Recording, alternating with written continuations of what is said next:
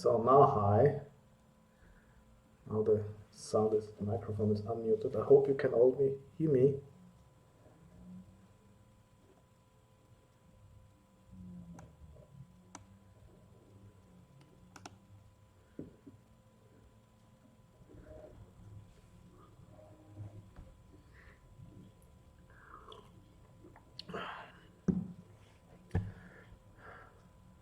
Oh, hi, Jutta Grassi. Hi, Dominic. Hi, Raul.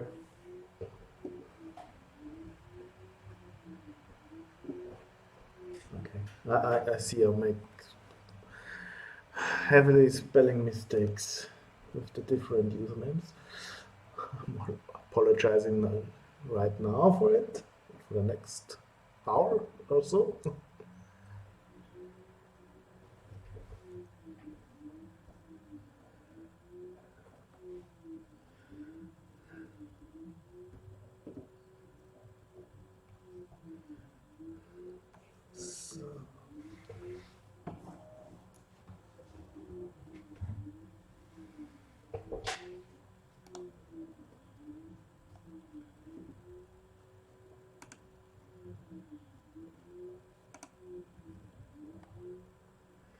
Good. This is 15 minutes after 6 p.m.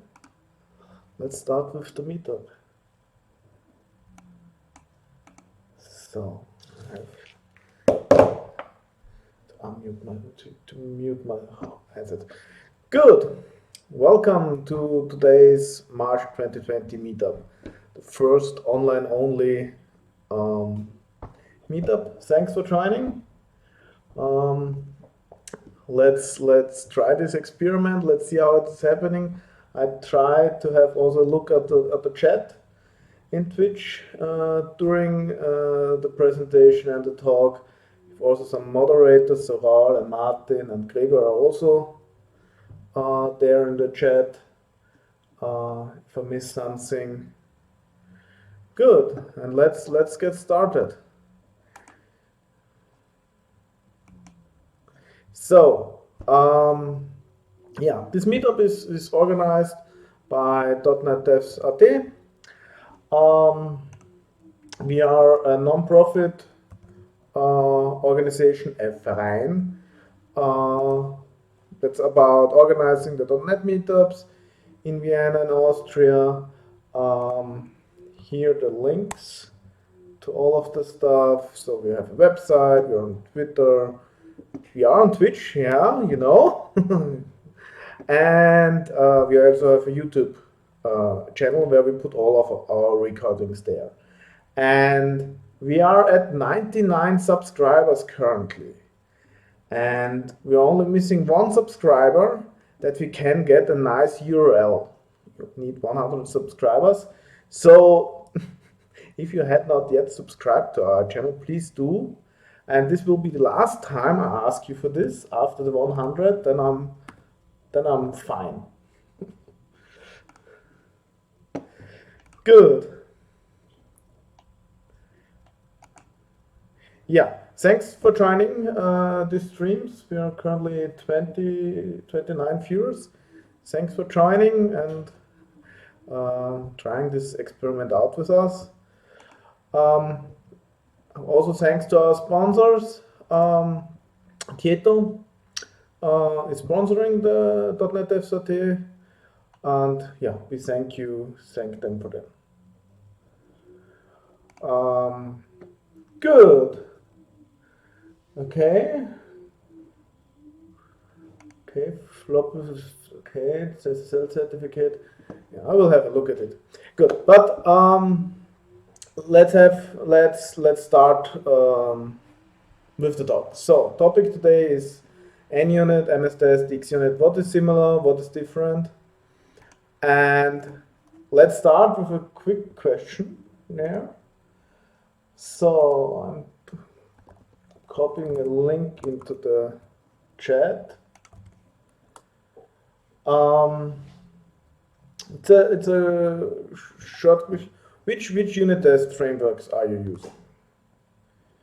Let's have a quick look.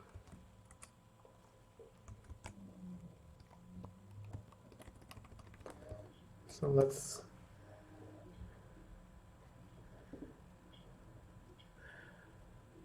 okay.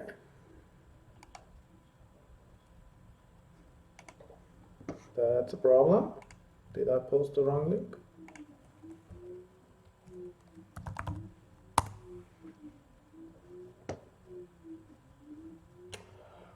Short moment. You could get the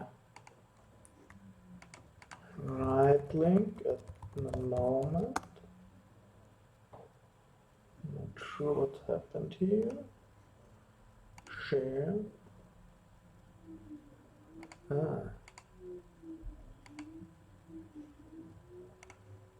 So same link but change permissions.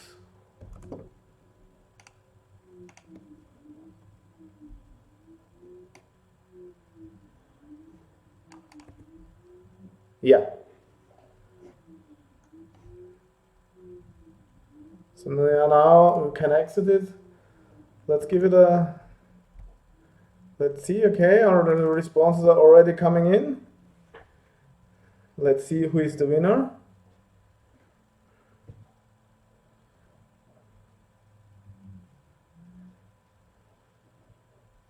Okay, MSTest is xUnit is now in first place.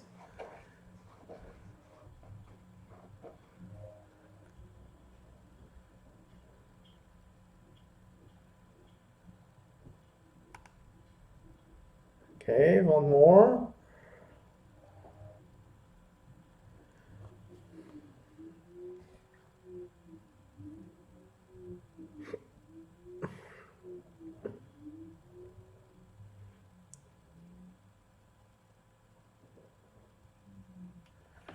Cool. So I wouldn't say we have a clear winner. So xUnit first. MSTest is now on the first place.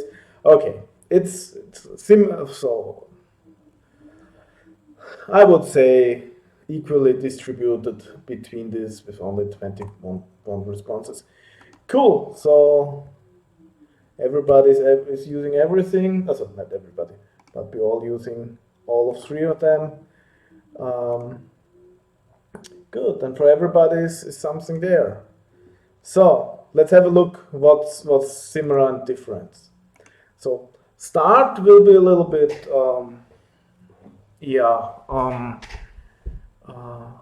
the ground stuff, the easy stuff, and then there will be the interesting stuff. Good. First are the attributes for the normal test attributes.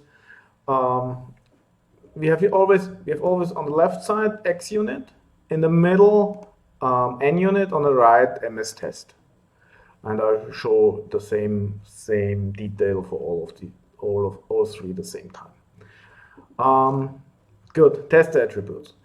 xUnit, it's easy. We have a public class, and all the public methods with fact attribute are test methods. It's the same for NUnit. The small difference for MSTest is that you also need an attribute on the test class that the test runner can find this. There are normally void methods, but you can also use async await, so it can also be a public task.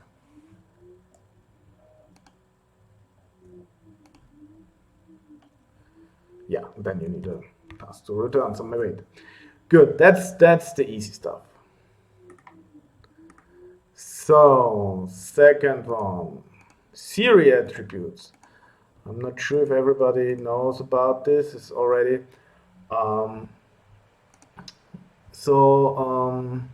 Siri attributes are also, I think, data-driven tests. Gives you the possibility to have the same unit test, the same method, and parameterize them.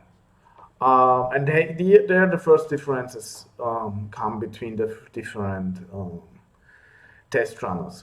In xUnit, there are two two ways. There are more, but these two are the ones that I use the most.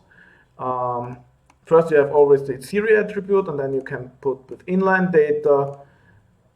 They are the data in attributes that is executed here. The other way is with member data, and with member data you can specify here a static property or static method where it gets all the parameters. So from whatever reason you want, you can access here a database and get some values there, or some CSV files, or what you want.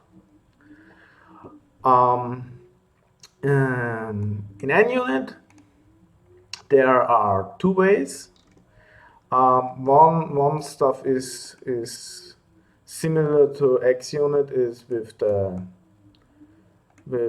the test case attribute.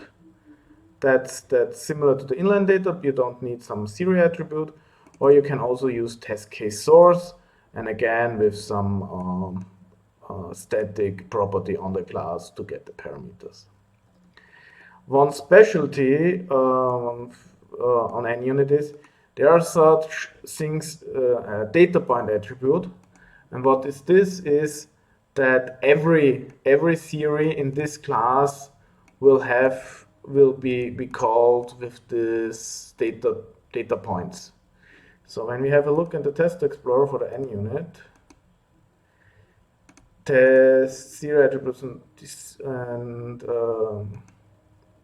series usage, you see here we have the test method 1 and the test method 2, and with the values from the data point call. So if you want every test in your class to execute with the same parameters, you can use the data point. If not, you can use test case and test case source.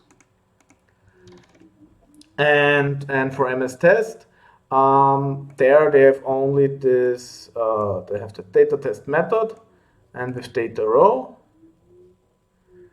And yeah, it works like that. This is all. One thing to the versions, as far as I know, this is in MSTest only available in the MSTest v2 version, and what I read only in .NET Core. So everything I show you is, every project is a .NET Core 3.1 project, so everything is for .NET Core valid, and I think this is not in the old MSTest available. This is only in v2 available, and I think what I read only in .NET Core. .NET Framework is so old. Good. Yeah, for Test Explorer, how does it look? We also already saw it for the data points. We have it here for the normal test case. We have the method, and then with the separate parameters. This looks a little bit different for the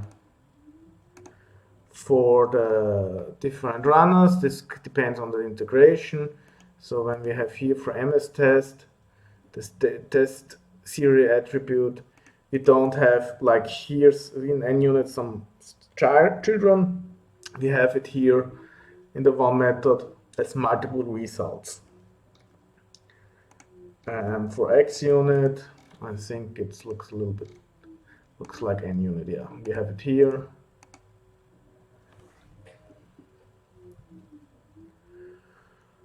We have it here directly inline. So there you see there are already some. Already we are in the second use case. There are already some differences that can be deal breaking or not. Because personally, I prefer this, that I have the test cases series inline data directly in the Test Explorer, that I can also execute them separately. In MSTest, you have to execute all the variations at once. You can't say, okay, I only want to execute the test 2.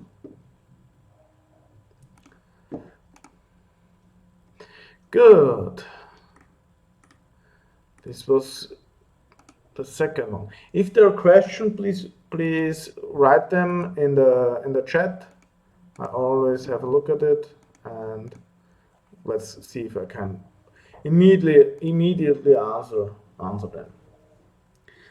Good.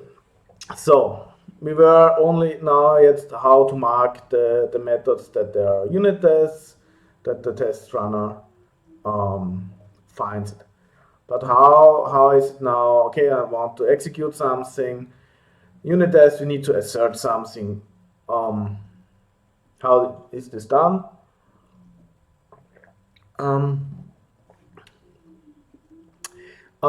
Nearly the same. Put some standard use cases. So we have a normal assert to check if some values are equal. Yeah, assert or equal. It's always expected actual. Expected actual also for NUnit and for MSTest. There's no different.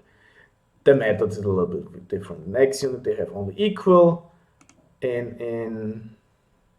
NUnit and in MSTest they are called are equal. The second stuff is how to test if an exception is thrown. So in xUnit you can do this with an assert.throws exception with the delegate for the function under test. It's similar in NUnit, and you have it also in MSTest. Only difference in NUnit is you need this test delegate. In the other two, it's an action. How then the last two things is something special. How do we want to fail a test always? In NUnit and MSTest, they have this assert fail included. In xUnit, you simply throw an exception. And there's also the inconclusive state. This is when a test is yellow here in the. Let's run now all that you have it here. It's when you want to make some tests only yellow here. Then you can use this inconclusive, and yeah. So in MSTest we have it nice. So inconclusive is a special case. So in MSTest this works fine.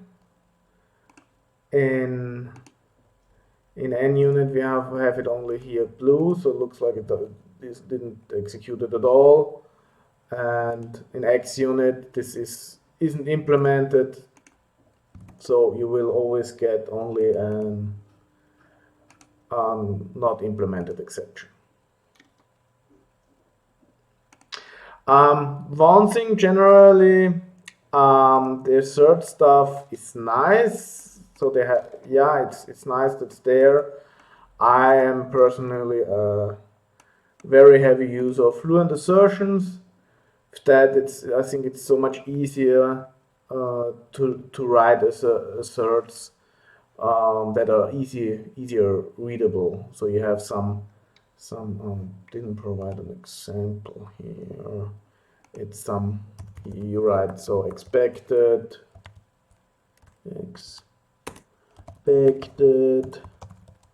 should be actual.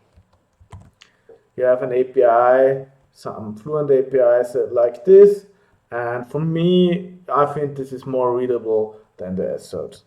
I'll be honest, I have always a problem that with the order of the parameter. When it's expected, when it's actual. Yeah, there's some different. Yeah, there's different frameworks except Fluent assertions. Yeah, there's Shootly, what David is mentioning, and there, yeah, when you, I think when you look at, when you search on NuGet for Fluent, you find Fluent assertions.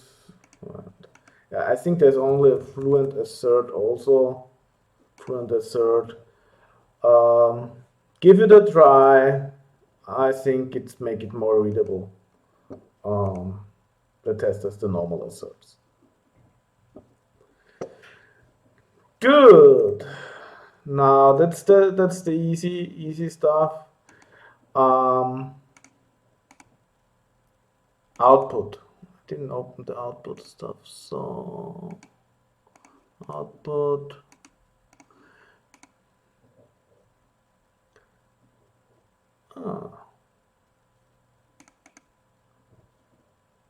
I forgot the class here.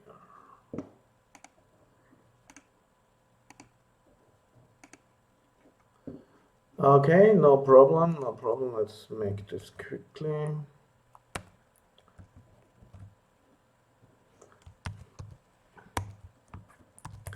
So sometimes you need to output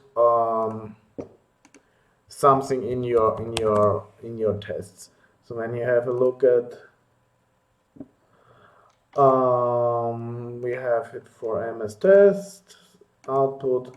Sometimes you want to output, where did it open? To the messages here. Previously, you could simply use console write line, and the output of it was captured, and this was it, and it's easy. Nowadays, it's not that easy anymore, because the runners don't catch standard output anymore. So you have to use the APIs they provide to do this. So let's build this quickly. For xUnit, you need a so-called iTest output helper. This is injected via dependency injection it's injected from the xUnit runner, and it provides a simple write line method to give the output. In NUnit, you have a text context class which has a static method write line where you specify the output, and in MSTest there's also a test context and has a write line method, but it's not static, it's on the instance, and to get an instance of this class you have to add a property with the type, and when MSTest is creating the instance of the class, he fills this, he sets this property with the instance. So it does a property injection. So MSTest, we already saw the output. Then let's have a look at NUnit. There's here, and for xUnit,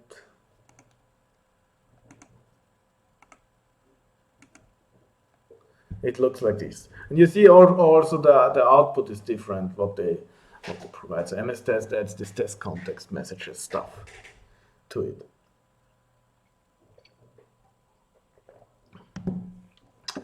Yeah. So this is important to know. Yeah. Console write, len console write doesn't work anymore. They don't catch it. So, and when you run it on the command line, or you see it probably in the output window down here, this output with console write line. But when you're then looking at your reports in your TRX files, or in Azure DevOps in the results, you don't see it, and that's simply the runners don't catch console write line, and you only see it here because the output window and the whole VSTest infrastructure is catching this output, but nothing is writing it then giving this information back to VSTest, and so it doesn't get into the TRX files. Good. Number 4. Oh yeah, quickly. Lifecycle. So now it gets. You see, it started is similar between them, and now they're branching out and doing the stuff differently. What is meant with lifecycle? Lifecycle is sometimes you have to do something before the test for every test in your class, and or clean up then somewhat something after every test, or after for the whole class. For you have to set up something once for the tests in the class, and then at the end of something. And I start now with MSTest because this is the easiest one. So for MSTest, it's simple. You have the lifecycle. You have some assembly initialization, class initialization, test initialization, test method, then really, and then the cleanup stuff wieder, again, the test cleanup, the class cleanup, the assembly cleanup. What's important is that this assembly initialize and the assembly cleanup can only be specified once per assembly. So if you have multiple definitions in your project, you get an error when you try to execute it. Class initialization and cleanup, they have to be static, and what I mentioned is they need to have this. You can get the test context via parameter, and they need it as a parameter in these methods. Test initialize and test cleanup are instance methods, and yeah. Good. That was MSTest. That's rather easy. Now going to NUnit. It's getting a little bit complicated. So we have for the class level, we have for the instance for the separate test method, we have the initialize and cleanup with the setup and tear down attributes. We have then in the class a one-time setup, and this is set up in this class and tear down in this one class. If you want to have something like this for on a assembly level, or with NUnit, you can also do it on a namespace level.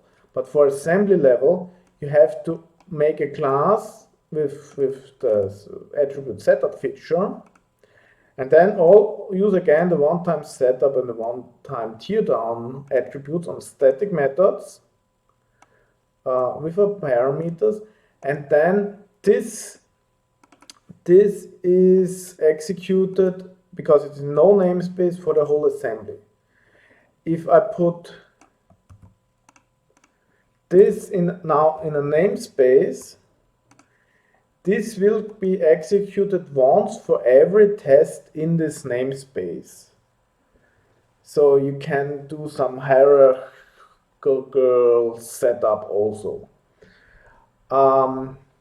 Not sure. So there was a reason for this, why they added it, surely. But when we are talking about, yeah, something, when you use TDD or writing really unit tests, having a special setup for stuff that is in a namespace, yeah, that's at least no unit test, or that's some integration on an integration test level stuff.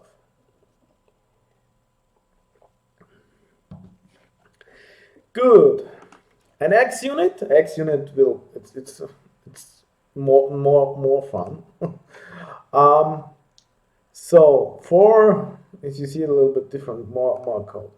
So we have, for the normal test, we have the test method. There is no special attribute in xUnit for the test initialization. If you want to do something, you have to do it in the constructor to initialize it. And if you want something to clean up, to tear down, you need to implement iDisposable and implement this in the dispose method. So normal .NET class lifecycle. If you want to have something over all the tests in a class, you have to implement the interface the iClass fixture interface, and with a type parameter you add which type, and here you have again in the constructor and then the dispose method the class initialization and the cleanup. So what's happening is that all of these multiple instances that are creating will have the same connected to this class fixture and have the life cycle from them. So when every test is executed, then this class is disposed. So it's already getting a little bit complicated, not that easy. But assembly initialization and cleanup, there is nothing like that in xUnit. From the start. Reason is as far as I understood, xUnit is opinionated and is driving you in the right direction. So making only unit tests for the stuff, and so they meant, okay, assembly initialization is not needed for unit test. But they are not, I wouldn't say bad, they're cool guys. What they have is, I'll show you quickly, is it's not there from the get-go, from the start, but you have to enable it yourselves. So they have some, xUnit is very easily extendable, and they have in the samples repository various examples, and there is here one with assembly fixture example. So this is a small xUnit extension. You can copy the stuff into your project simply, no need for NuGet get package and so. And with that, you can add something like assembly fixture to your xUnit code. So that's cool. So xUnit is nicely expandable, and there are different things. Like before, I mentioned this, that inconclusive is not available for xUnit, but there is skip. Yeah, I find it now. xUnit skippable fact extension for xUnit that you can skip tests at runtime. With a method, or also with some attributes. So if you have some tests that you can't execute on Linux, you can do this with that. And this will result in an inconclusive test, depending on the platform. Good. Anything clear until now with the life cycle?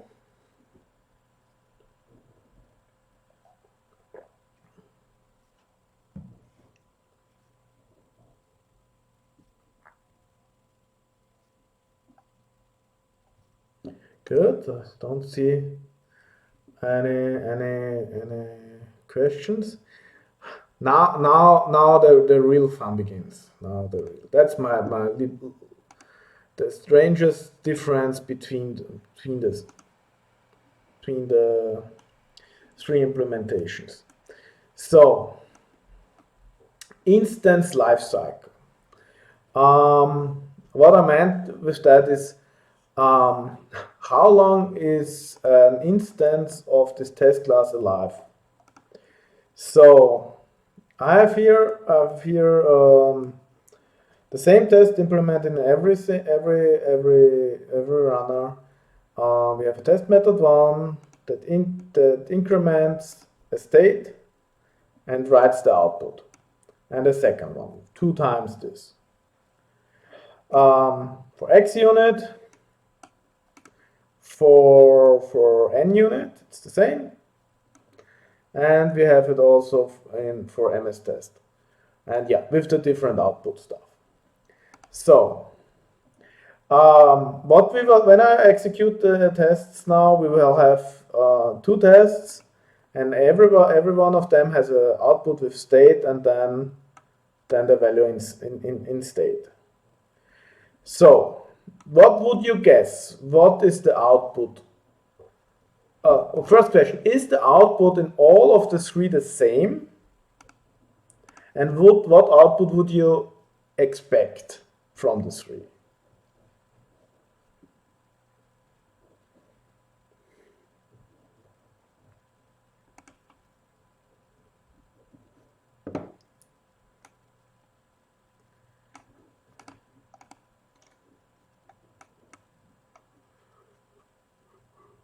So it's a local, it's a normal field, no static. We increment it only by ones in each of the tests.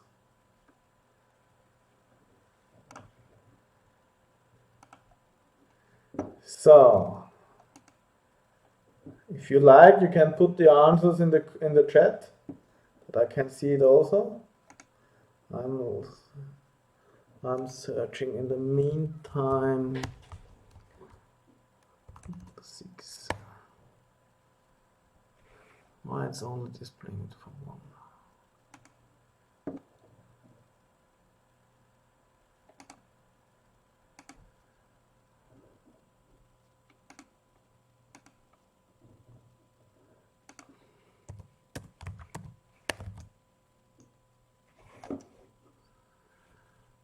Okay, good. I will solve the riddle. So, MSTest, test method 1. It's opening here. Test method 1, state is 1. Test method 2, state is 1. Something we would expect.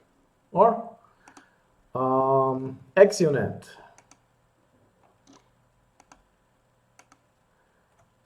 Test method 1, state 1.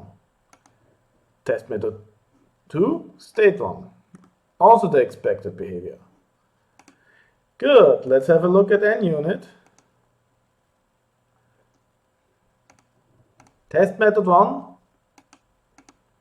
state 2. Test method 2, state 1. NUnit reuses the instance of the class for your tests. So, if you save some state in your test, if you have some state in your test class and change it during the tests, be sure to reset it. Use the cleanup attributes to reset the states. If not, you will get into problems. This is one of the strange stuff that makes something, makes work in SpecFlow sometimes hard. Good. That's my Lieblings difference between the 3. That's the strangest and unexpected one I found until now. Good. We're already at the last one. No, I closed the wrong stuff. Parallel execution for MSTest. Sorry. So all of the test runners can now, I should have closed Steam, can now execute your tests in parallel. Not only multiple assemblies in parallel, but only within the assemblies. And there are different ways to configure it. Let's again start with the easiest one. MSTest. What is common is that you configure this on assembly level with assembly attributes. In some runners, you can also configure this on the command line or in a special configuration file, but all is in common with these assembly attributes. So for MSTest, you have the parallelize attributes and then two parameters. The workers, how many threads should parallel. If you set it to 0, it takes all available CPUs you can find. And then there's a second parameter, the scope, with two options. We have method level or class level. And what meant is what it is parallelizing. So on method level, it parallelizes that way that also multiple methods in one class can be executed in parallel. And on class level means that you only have classes parallel executed.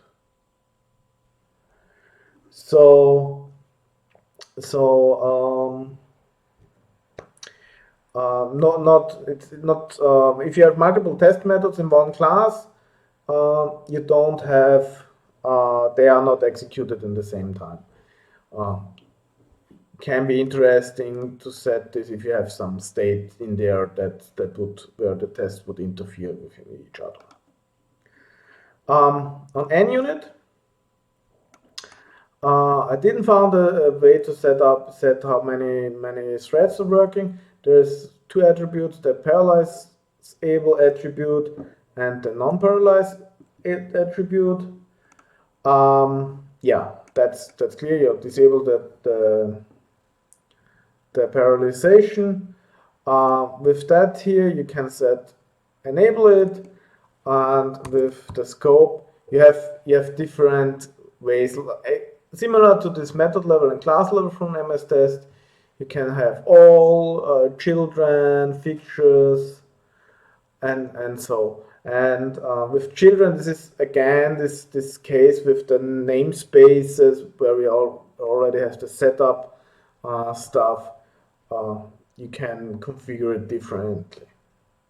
And with all your tests can be paralleled at once. So if you have enough cores. Cool. That's NUnit. xUnit has a lot of more, some different options. I'll make this now a little bit bigger. Everything is configured on this collection behavior attribute.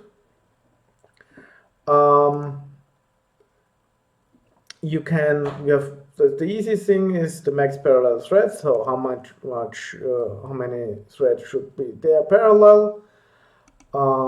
With max parallel threads to series everything again.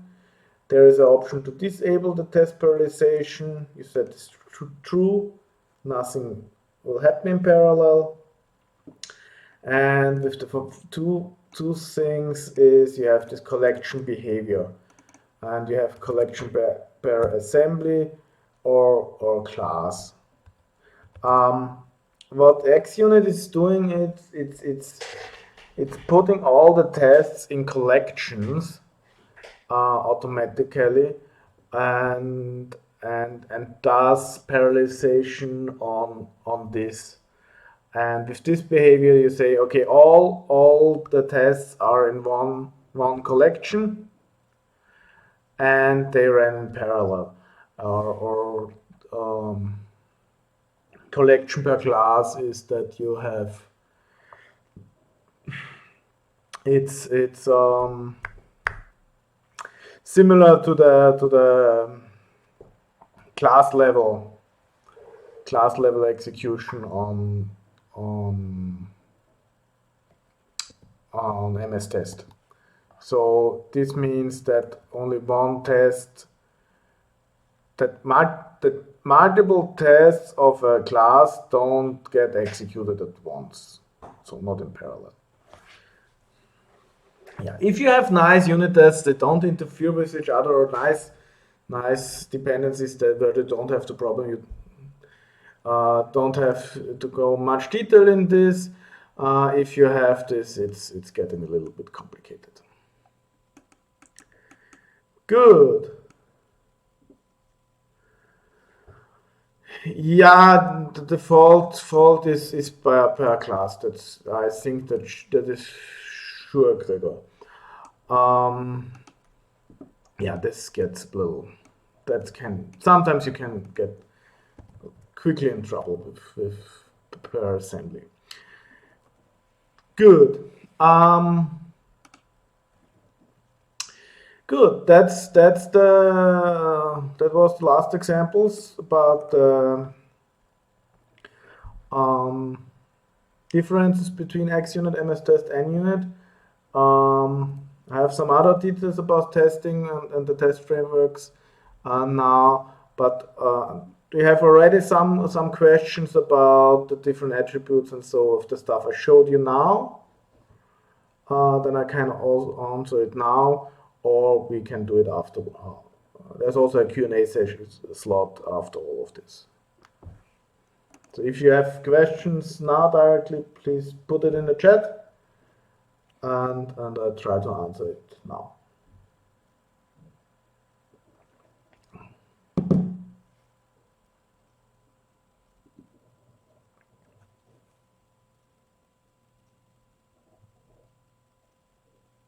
Dun, dun, dun. We need a waiting music.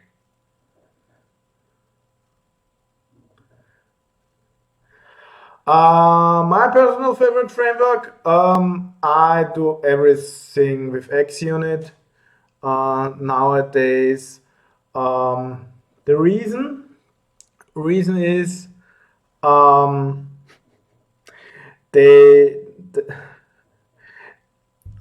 the whole .NET Core stuff and so is done with xUnit as far as I know. And so if there's something new in .NET Core, they already changed xUnit for this, and it works with xUnit. And NUnit and MSTest always needs, also that MSTest is also done by Microsoft. They need some time to catch up. So that's why I have all my project in xUnit. So 2 years ago, when I did with colleagues the SpecFlow migration, SpecFlow added in SpecFlow the .NET Core support, one of the first stuff that was hindering to do this was that NUnit had at that point NUnit tests, but NUnit didn't have yet the .NET Core support fully there. So we had first switch everything to xUnit and get it working xUnit for full framework, and then we could add a .NET Core. So since then I stayed with xUnit. It's the simples, yeah. It's the new stuff. It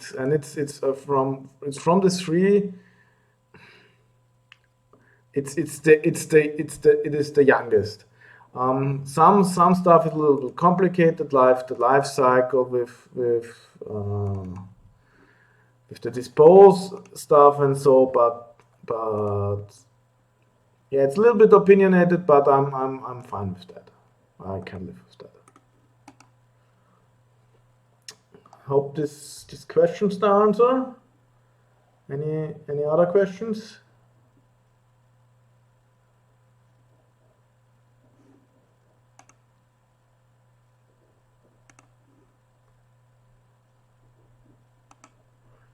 Good. Then let's continue with the talk.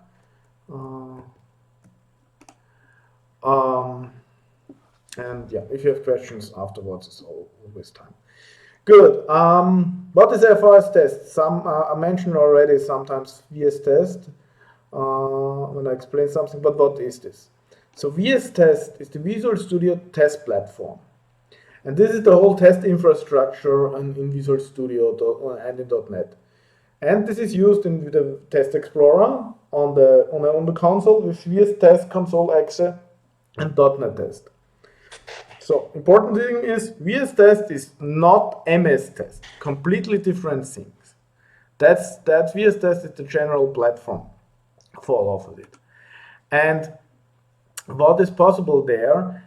The frameworks can integrate into this with test adapters. And this, therefore, for the three are the test adapters available. So NUnit, xUnit, MSTest. If you remember some months, years ago, sometimes you didn't see the tests in your test explorer, and you had to install additional NuGet package to see this. These are these test adapters.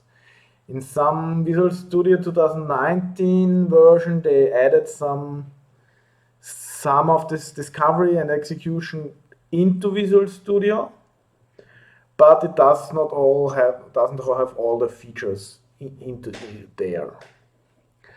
And also you can write your own test adapter. Something I don't want to recommend this. I'm doing this in my workshop. It's not the easiest one to write your own test adapter. But also I think also the C++ Google test stuff, what is in the C++ overall, they're also there integrated there with test adapters. And these adapters work for the Test Explorer, for the console application, for everything. So that's nice. And yeah, it's also VS Test is the one for what is running from Azure DevOps for the to run your tests in a build. Put some screenshot of the tasks. So you have to look for the VS Test, the Visual Studio test task, and you configure there a lot of stuff. What nice stuff is, what not everybody knows, it has now a rerun failed test, so it automatically rerun your failed tests if you have some flaky tests. And you can also enable code coverage there and different stuff, some filter where it's running, and so. Good. And one last thing I want to say. Sometimes I see it in the SpecFlow communities, they want to have a .NET standard test project. And asking why it's not possible and why it's not there. Because .NET standard, it's full framework, .NET Core, yay. Yeah, no, this is not possible. The reason is .NET standard is an API, not a platform. And .NET Core and the .NET frameworks are platforms. And they implement these APIs, and they implement it differently. So, different implementation is different behavior. And if you have something you want to test for .NET Core and .NET framework, you have to test for multiple platforms. So you have to test for .NET Framework and .NET Core if you really want it. And that's the reason why there's no .NET Standard test project. Right? If you do this, you don't find something in the Test Explorer. And I didn't put a slide for this, but how can you do this to test different platforms? It's really easy. So let's go back to the projects. So what you need is a project in the SDK style format. And here the xUnit is for .NET Core 3.1. And if you want now also test this for .NET Full Framework 4.7.2. It's easy. We change the target frameworks to target frameworks. Now it's a multi, yeah, that's something not always Visual Studio likes. We make target frameworks, and then we can specify here with a semicolon separated different frameworks. And when we now build this, let's remove this yellow. Build succeeded. We should see in the test explorer. Yeah, we see it already. xUnit, NET 4.7.2, and NET Core Apps 3.1. Now we have a multi-target framework project. And with this simple change, my tests are now executed in .NET Core and in full framework. So if you have libraries, open source libraries or libraries that you need to test, and for .NET Framework and .NET Core, it's easy to run the tests for both of the platforms. Multi-framework targeting is your friend. Good. So this was the last slide.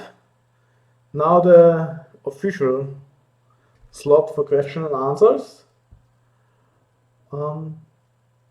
Yeah, please write it in the chat, and I will try to answer it.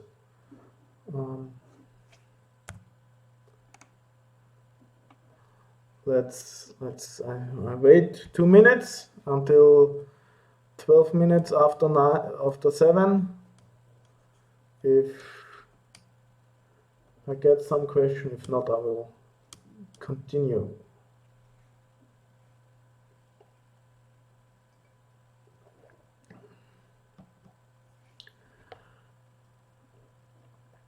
The biggest hurdle when I change from NUnit to xUnit.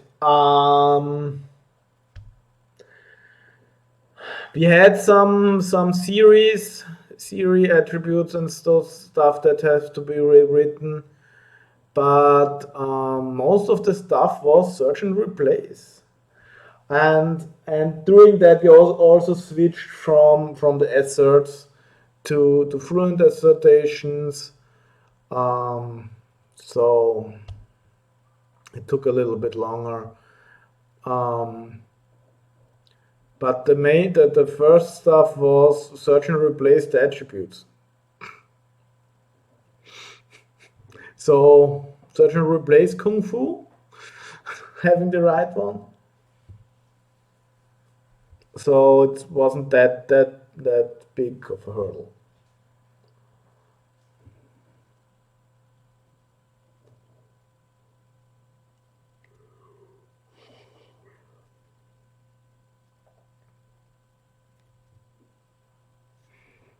This could answer the question, Gregor. Any other questions? Which question can I also answer?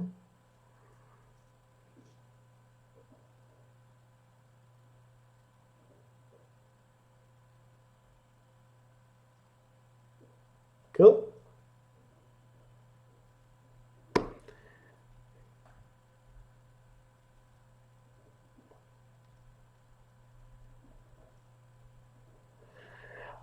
They are in the meantime all open source. So question from Floppy Not Found is, are they all open source or some proprietary? In the meantime, so I was talking about xUnit, NUnit, and MSTest v2. Reason because MSTest v2, there is this old MSTest version that you got when you created a new project in Visual Studio and had a reference to some assemblies in the global assembly cache. This is the old version. The new version, MSTest v2, is the one that's distributed via NuGet package and is now also open source. That's Microsoft MSTest, when I remember correctly. Or is it .NET?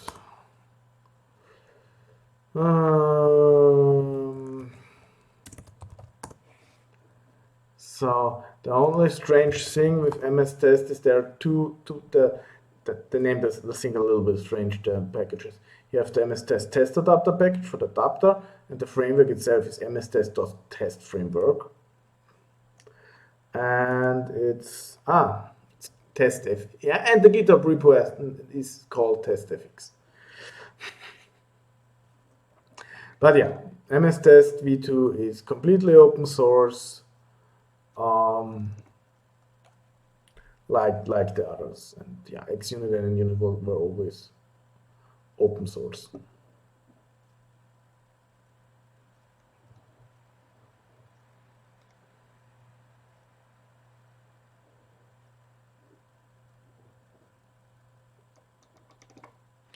Good.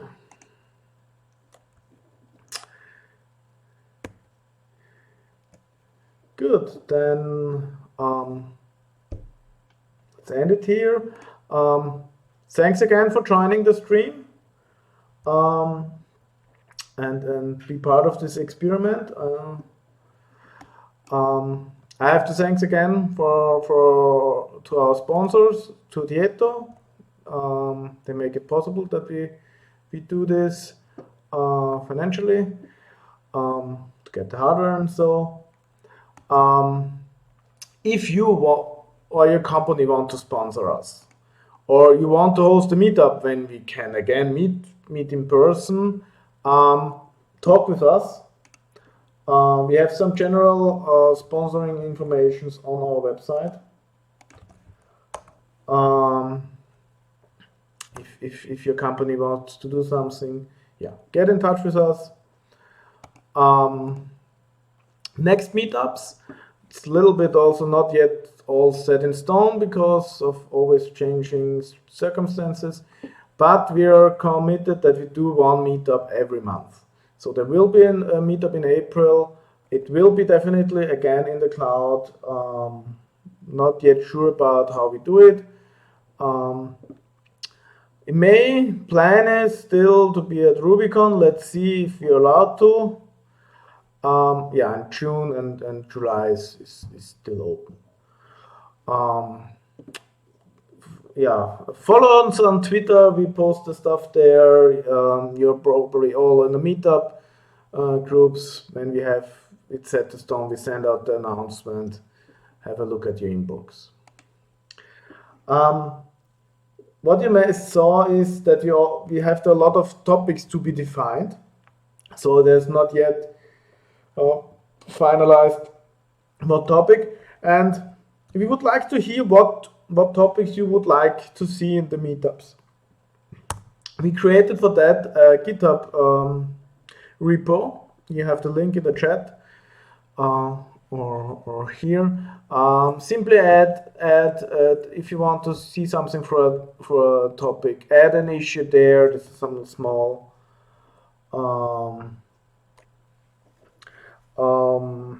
Small template, please fill it out, and then we can look if you find a speaker for this.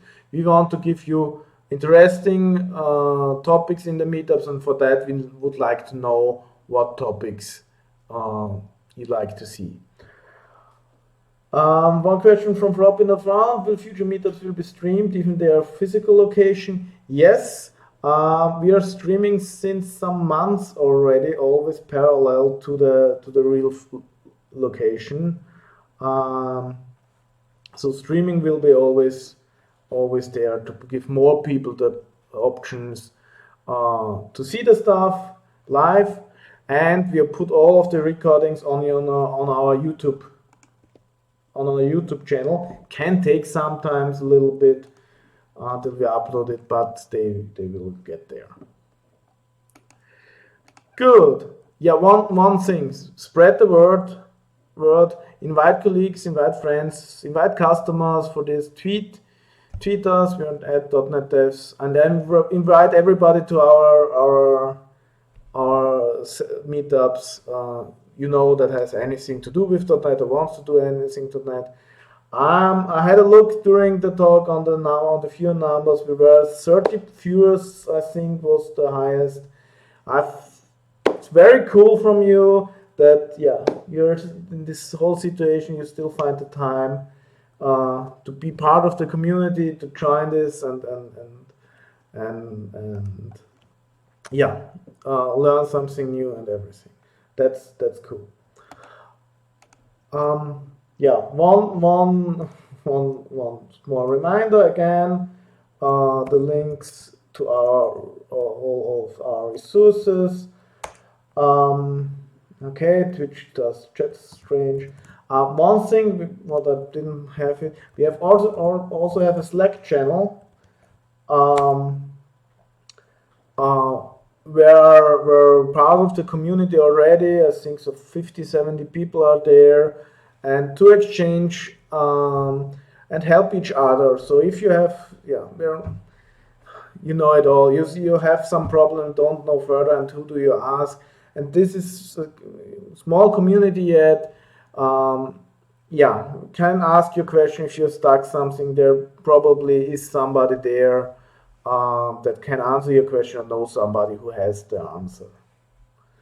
So yeah, please join our Slack. And the last link I send you, we always want to hear your feedback on the meetups. So also this time we have prepared some small feedback formula. It would be nice if you fill this out. It's really quickly. It's a really short one this time. Let's check if the link works, or again not.